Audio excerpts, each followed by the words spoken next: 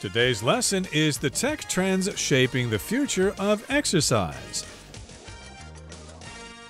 Hi, everybody. I'm Roger. And I'm Mike. And today we're going to continue talking about the world of exercise and how high tech is joining the exercise trend and how it helps us and how it improves our workouts and things like that. So, of course, tech trends are shaping the future of exercise. We talked about a couple of aspects last time. We talked about these fitness trackers that you can wear on your wrist or on your body when you exercise. And we also talked about smart gyms where they have special equipment that uses these different kinds of computer programs. That's absolutely right. So let's turn our attention to what we will be looking at today. Apparently, there are AI-powered fitness plans. Well, that kind of makes sense because AI is coming along very rapidly, and they're finding all sorts of new ways to use AI. It seems almost daily we're finding all sorts of new ways to have AI improve things and streamline things and make things work faster and more efficiently. So we will soon have fitness plans that have kind of been created and personalized for you by AI. And then we're going to look at virtual reality and gamified workouts. That sounds like kind of fun. You can exercise in a virtually real world. I guess you can go jogging around Harry Potter's school or something like that. Or we can also gamify workouts, turn workouts into a more enjoyable activity by turning them into a little competition or game. So let's look at AI-powered fitness plans first. AI-powered fitness plans. With all this wearable tech and smart equipment, we now have access to an unprecedented wealth of information about our health and fitness. Tech companies have jumped on this and started offering subscription-based AI-powered personal fitness plans. By assessing our data, these AI trainers can offer everything from nutrition coaching to tips for boosting the effectiveness of workouts. These tools are still in their infancy, but over time, the advice from AI assistants should become even more personalized and powerful. 大家好，第一部分介绍名词 access， 它的意思是使用或接近的机会或是权利。例如 The new ramp provides wheelchair users with access to the building. 新的坡道提供了轮椅使用者进入该建筑的方法。或者The library provides free access to many online journals. 这间图书馆提供许多线上期刊的免费使用权。接着看到形容词 unprecedented， 表示史无前例的、空前的或是前所未有的。例如 The technology has had an unprecedented impact on communication. 该技术对通讯产生了前所未有的影响。或是 The city faced an unprecedented water crisis due to the long drought. 由于长期干旱，该市面临了前所未有的水资源危机。下一个看到名词 subscription， 它的意思是订阅。例如 Our company has a subscription to that magazine. 我们公司有那本杂志的订阅。也可以说 My subscription to the magazine expired last month. 我的杂志订阅已于上个月到期。继续介绍名词 nutrition， 表示营养或是营养学。可以说Our bodies need nutrition in order to stay healthy. 我们的身体需要营养才能保持健康。再来看到动词 boost， 它的意思是改善、提高或是增强。例如 The new marketing strategy helped boost the company's sales. 新的行销策略有助于提升公司的销售额。再看一个例子 Wayne decided to have a cup of coffee to boost his energy level. Wayne 决定喝一杯咖啡来提振精神。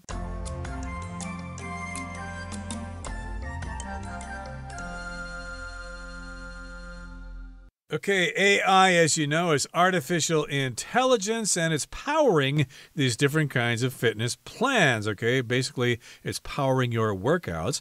And with all this wearable tech and smart equipment, we now have access to an unprecedented wealth of information about our health and fitness. So because we have all of this equipment, we have this high-tech stuff that we can wear, and we have the smart equipment in the gyms, because we have these things, we therefore have access to a wealth of information, and this wealth of information is unprecedented, which means we didn't have it before. It's the first time we've ever seen it, and having access to something something means that you can get to that thing. It's accessible. You can have it. You can use it. Like, for example, in the old days when we traveled, we wanted to have access to the internet. For example, if you checked into a hotel, you wanted to make sure that they had Wi-Fi in your room or something like that so you could have access to the internet. Well, now we have access to all that information, and that information is unprecedented. It's a wealth of information. That's right. If something is unprecedented, it's kind of never really happened before.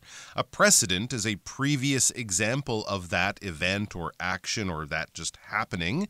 So if this is unprecedented, well, we've never seen anything like this before. As far as we know, and looking back in history, this is the first time that this has ever happened. I think we had that famous baseball record set, right, by Shohei Ohtani. He hit 50 home runs and stole 50 bases in the last baseball season, and that apparently had never happened in the history of baseball ever before, which is why it was so amazing. It was so unprecedented in the 140 or 150 years they've been playing professional baseball. No one had ever done that before. So it's a very unique thing to happen, and as we said, the first time we've seen it in history. And unprecedented wealth. When we talk about a wealth of information, obviously we're not talking about the monetary value of the information.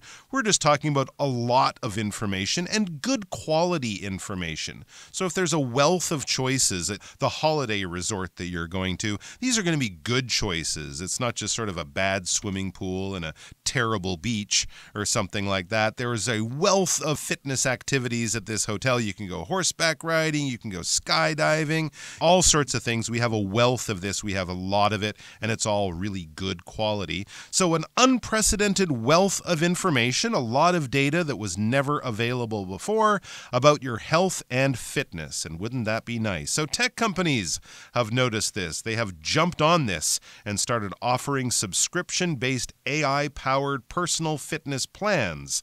Very, very cool. So this is actually coming to us not from the gym equipment people or the gym people, but from the tech companies. So from people maybe like Amazon and Google and people like that.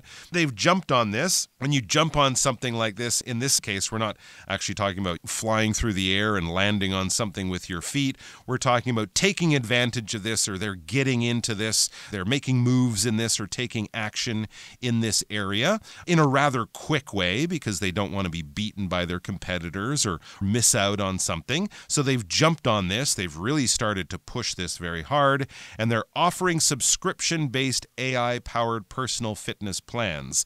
So an AI-powered personal fitness plan is basically a fitness plan that is customized for you, your age, your weight, your fitness goals, and it'll tell you how much to run or how much weight to lift or how many sit-ups to do, and that's good for you specifically and not a whole bunch of other people. But this is subscription-based. You will have to pay for this, and a subscription means you probably sign up, register, and then agree to pay for it for a certain length of time, maybe 6 months, a year, something like that. So it's not every time you use it, you pay a small fee. You pay a larger fee, but that means you have access to it. You have the right to use it for a longer period of time. And by assessing our data, these AI trainers can offer everything from nutrition coaching to tips on boosting the effectiveness of workouts. Tips on boosting or tips for boosting, you can say it either way. So again, these programs will assess our data. We provide the data to this particular program. You give them all this information about our heart rate and our body weight and our BMI and stuff like that. And we also tell it about our type of exercise that we do.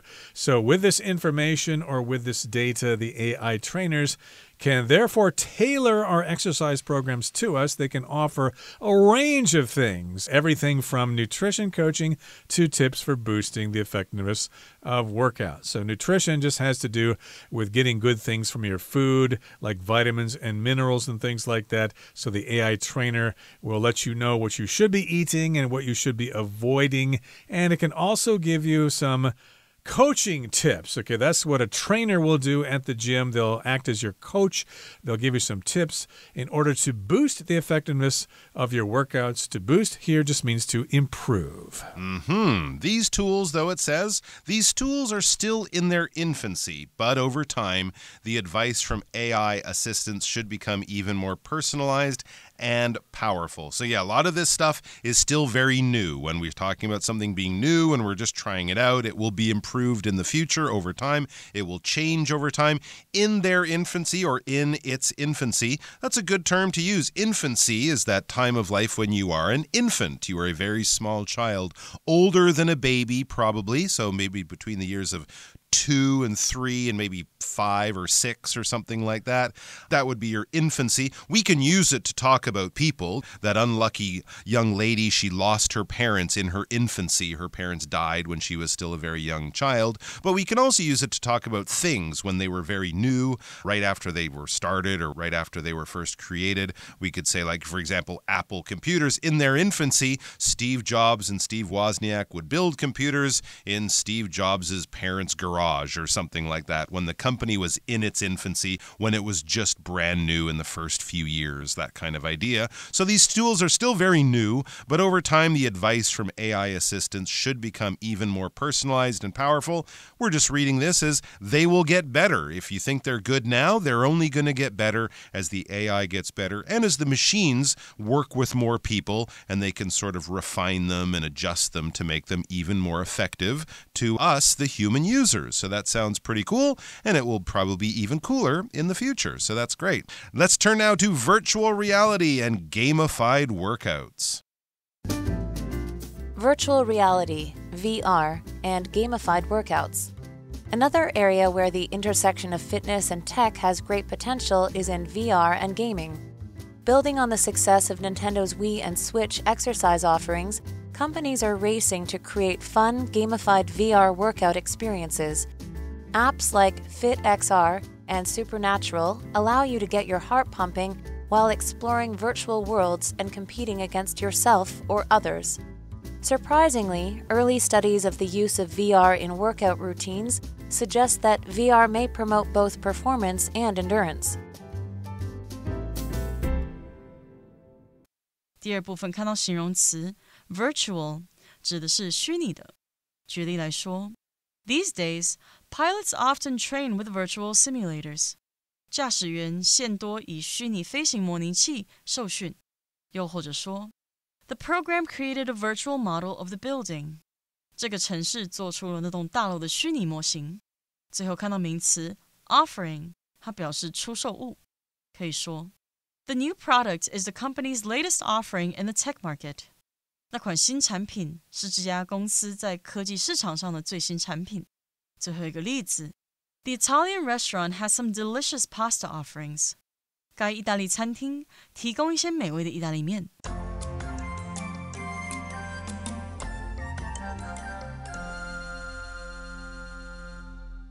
Okay, you probably heard of VR or virtual reality. Virtual means almost real. It's not 100% real, but it's very close. And that's when you wear those goggles and things like that. Or if you're working out indoors and maybe you have a big TV monitor and it kind of puts you in a certain situation. It's like you're there. You're not 100% there, but it sure feels like it. And we've also got these gamified workouts that have become like games. Now, another area where the intersection of fitness and tech has great potential is in VR and gaming. Okay, so this is an intersection of fitness and tech. It's where they meet. That's what an intersection is. We use this most often when we talk about transportation. Okay, hey, where's the department store? Well, it's at the intersection of Dunhuan North Road and Nanjing East Road. Okay, that's the intersection of those two roads. That's where the department store is. Let's meet there for dinner or whatever. And in this particular case, we're talking about where these two things come together, where they meet, where fitness and tech come together, and the potential is in VR and gaming. There you go. Where they meet, where they cross, where they come together. And as Roger said, that can happen in the real world, like with roads, but also we can talk about just things in life. I guess you could say in the 90s, the music business changed with the intersection of streaming and downloading and things like that, right? So when they come together, two things that are often separate or different, they come together and they sort of create something new or something different happens. It says, building on the success of Nintendo's Wii and Switch exercise offerings, companies are racing to create fun, gamified VR workout experiences. Actually, this is really useful to kind of think back and reflect on when the Nintendo Wii first came out. Remember, you could hold those controllers and swing your arms around at home. You could do bowling, boxing, tennis. And a lot of people kind of got into that. And I remember there were many articles saying, oh, this is going to ruin the gym business. People will just be working out at home with their Wii. They won't be going to gyms. Tennis clubs will close because everyone will be playing virtual tennis on their Wii. Well, that didn't really happen because I think the Wii sport experience wasn't quite as real as people liked, and they found that it was missing certain things. But they do have these exercise offerings. When we talk about an offering, in this case, we're talking about a company with products that are there available for consumers to buy and use and enjoy. The product line of a company is the company's offerings, what they have there available for sale in the market. So these exercise offerings were different types of games that involved you using the machine but also using your body and not just sitting on the sofa with a gamepad in your hands, but actually moving, jumping, standing, lifting your legs, swinging your arms, and that kind of thing. But now companies are racing to create fun, gamified VR workout experiences. So again, they're taking a kind of an old idea, working out at home with a computer game, but they're improving it and using all the latest technology to make it much more fun, enjoyable, interactive, and better also, more effective also, than, of course, we've had them before. So what kinds of new things can we look forward to so we can work out at home, but also have fun doing it? Well, we've got these applications or these apps, and apps like FitXR and Supernatural allow you to get your heart pumping while exploring virtual worlds and competing against yourself or others. This kind of reminds me of a cycling program called Zwift. Maybe you've used that before. You set up a TV monitor in front of you, and then you ride your exercise bicycle at home, and you're sort of part of a race, okay? It shows you some scenery. Maybe you're going through the French countryside or something like that. So it's kind of a mixture of working out at home and being in some kind of virtual world. And we did mention a couple of examples here. FitXR and Supernatural. Indeed, you can work out, you can get your heart pumping, but you can also explore those virtual worlds. It's like fantasizing that you're away from your home in some fantasy land or something like that. And you compete against yourself or others. And yes, indeed, with Zwift, as I mentioned before, there are other people on the program at the same time. You can see their names and a little flag next to their name, what country they're from and stuff like that. And it's like you're actually racing them in the Tour de France or something like that. That's pretty cool. And it's not just a gimmick. It's not just something that they've added there to, make it interesting to people, but it doesn't really do much. No, it says, surprisingly, early studies of the use of VR in workout routines suggest that VR may promote both performance and endurance. There may be something to this idea. Yes, you're not racing in a real race against real competitors, but you might get the same boost to your energy. You might get the same competitive spirit. You might push yourself a little bit harder to beat these virtual competitors in the same way that you would do so in the real world against real human competitors. So it promotes or it improves both your performance and your endurance. I guess that's kind of true, right? If you feel like you're in the race and you're tired, you're less likely to quit than if you're just cycling endlessly for no real reason. And quitting shows that your endurance is not quite as good as it should be, because endurance is how long you can do something for. When we talk about fitness, your endurance is kind of your cardiovascular capabilities, your heart, your lungs, how long your body can exercise and go for before you get too tired to go on. If you're a marathon runner, then your endurance has to be really, really good. Whereas for someone who's a speed specialist, a sprint specialist, the 100 meters, you don't need a lot of endurance, you need power. But for the marathon, you don't run super fast, you run very long. You need a great amount of endurance. Okay, here's the final paragraph. Let's listen. In short, the world of exercise is undergoing an exciting technological revolution. From smart gyms to game-like VR workouts, the future of fitness promises healthier, more active lifestyles for everyone. Okay, so we wrap things up by saying in short. Okay, if you're going to wrap up your article, you could say in short, you could say to summarize or to sum up. And here we're saying the world of exercise is undergoing an exciting technological revolution. It's a big change from smart gyms to game-like VR workouts. The future of fitness promises healthier, more active lifestyles for everyone. It sounds pretty cool. Hopefully these new technologies will help us get off our butts and get out there and work out. Okay, it's time now to listen to Hanny, our beloved Chinese teacher.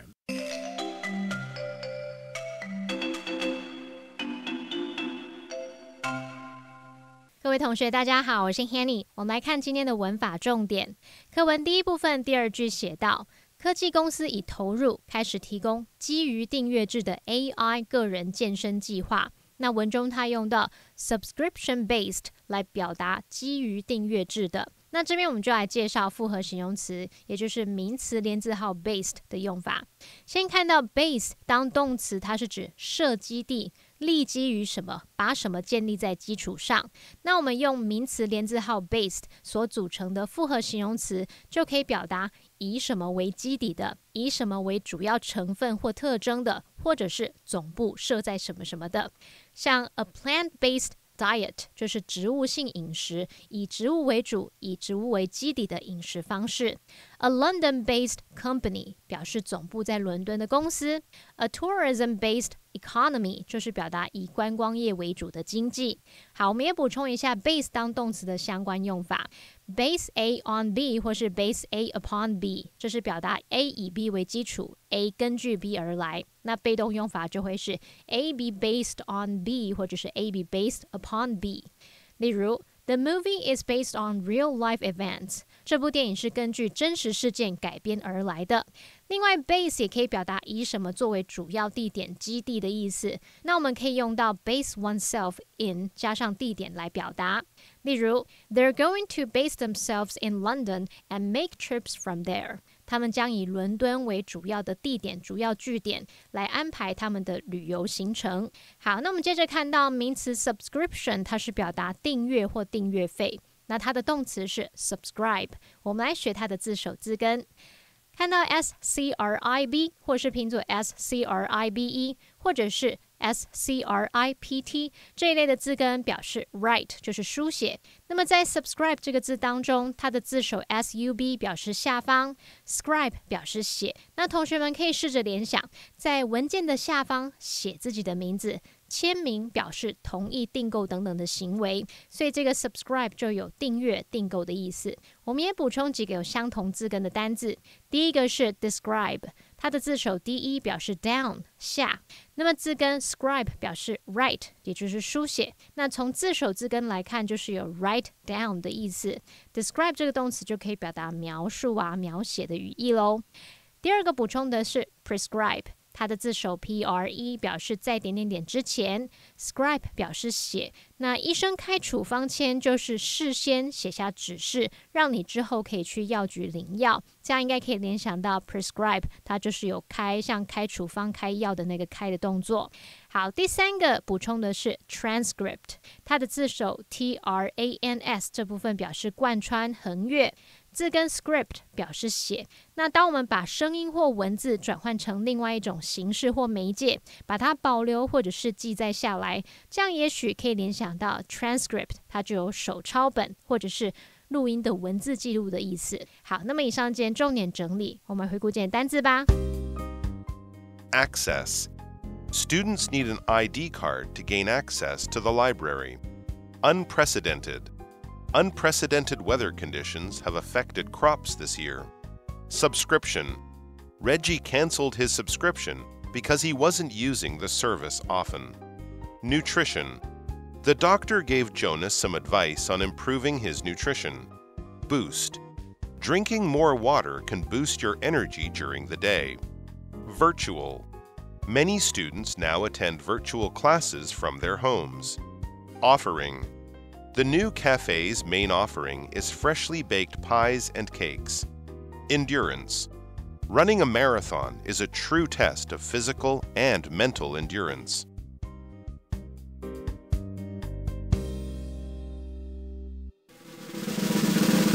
Discussion Starter starts now! Here's our discussion starter for today. The question is, which type of fitness technology mentioned in the article would you most like to try out and why? Since I do like riding my bike, I'd be most interested in trying out one of those VR races. Like you said, Swift, was that the one? Yep. That sounds pretty interesting. I know you kind of need a lot of equipment at home. I think my cousin, who's a very keen bike racer, he has one of those setups in his house in Canada for the winter months, of course, when he can't get out on the road. He has like 3 big TVs and fans, and he has a really cool bike, and it looks great, but it also looks like something I don't really have the space for here. Not going to be cheap either. Not going to be cheap either, but it might be interesting to try one out. But honestly, I think just anything that can make your exercise routine more enjoyable, like by gamifying it or something, I think that would definitely be something I think of trying out. Well, I am sick of working out indoors. I'd like to try one of those Fitbits and just go outside all the time and ride my bicycle like you do along the bike path. Of course, there are lots of places in the mountains around Taipei to ride in, and there are also lots of parks where you can go jogging and things like that. So indeed, I think the Fitbit is the thing for me. Well, that brings us to the end of another edition of our program, and please make sure you join us again next time. From all of us here, I am Roger. I am Mike. See you next time.